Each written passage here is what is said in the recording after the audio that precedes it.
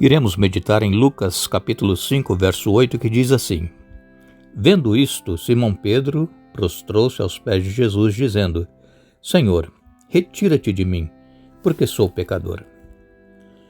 Algumas pessoas afirmam que Jesus, quando se encarnou, assumiu a natureza humana degenerada pela queda, sendo exatamente como nós. Agora, precisamos saber a que humanidade essas pessoas estão se referindo. Jesus teria nascido com a natureza humana anterior ou posterior à conversão? A lógica exige que seja anterior à conversão, uma vez que, seguindo essa teoria, Jesus nasceu como nós. Portanto, todos nascem como ele. O caráter precário dessa teologia é evidente.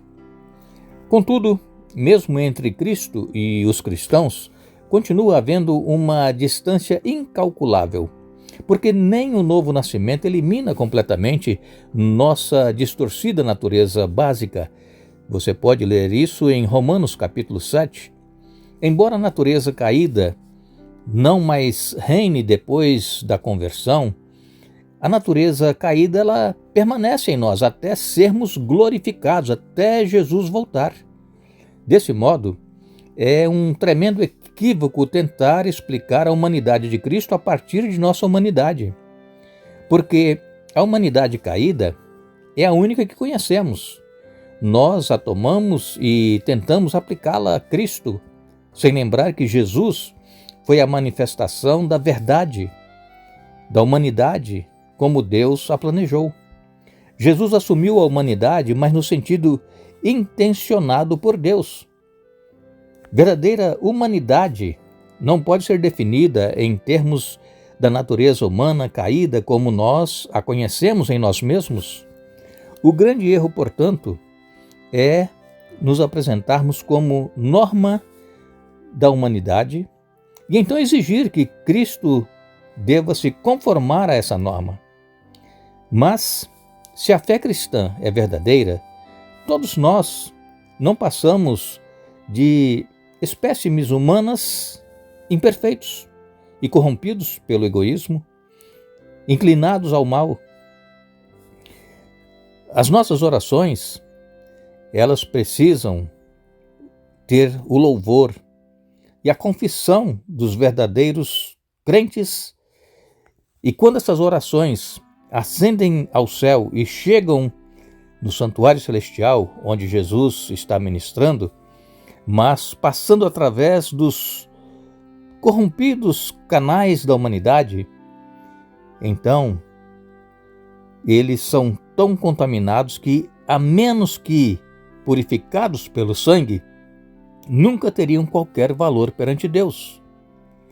Isso significa que o melhor de nós ainda necessita de purificação pelo sangue.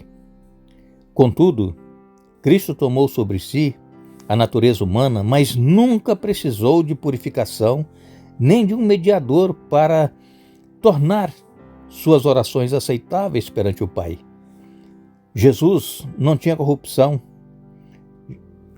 inerente nele, ao contrário dos cristãos que necessitam constantemente dos méritos de Jesus.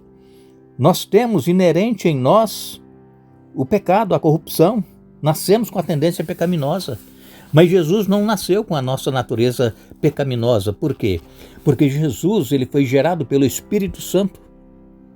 Isso mostra que Jesus ele não nasceu com a tendência pecaminosa, como muitas pessoas dizem, como nós falamos aqui no início da nossa reflexão, que quando Jesus se encarnou, ele assumiu a natureza humana degenerada pela queda. Não, Jesus ele nasceu como quando Adão foi formado por Deus.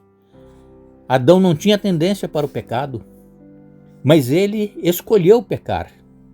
Jesus também foi tentado, assim como Adão e Eva foram tentados, Jesus também foi tentado, mas Jesus não pecou, nem por pensamento ele pecou, porque se ele tivesse pecado, ele não podia ter morrido por nós e a morte dele não teria significado nenhum para nós, mas Jesus, ele viveu uma vida íntegra, sem pecado, e ele não tinha tendência. E ele escolheu permanecer fiéis aos princípios, e essa vitória de Jesus veio através da oração que ele exercia constantemente em comunhão com o Pai. E nós, que temos a tendência pecaminosa, que nascemos com essa tendência, nós precisamos muito mais de oração do que Jesus orava. Mas infelizmente, a maioria dos cristãos oram muito pouco. Alguns passam até dias sem orar, sem falar com Deus. E como é que querem ser vitoriosos se não têm comunhão com o Pai? Jesus é o nosso exemplo. Busquemos a Deus todos os dias, cada momento, em oração, em comunhão, para que nós sejamos vitoriosos. Nós agradecemos a todos que estiveram conosco, iremos orar. O nosso exército de oração está a postos e juntos clamaremos ao nosso Deus. Oremos.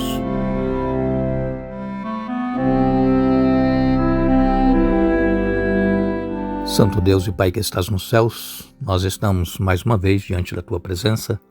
Queremos te agradecer por esta oportunidade que nos dás de falarmos contigo. Queremos agradecer pelo dia que nos foi dado, a proteção, os livramentos.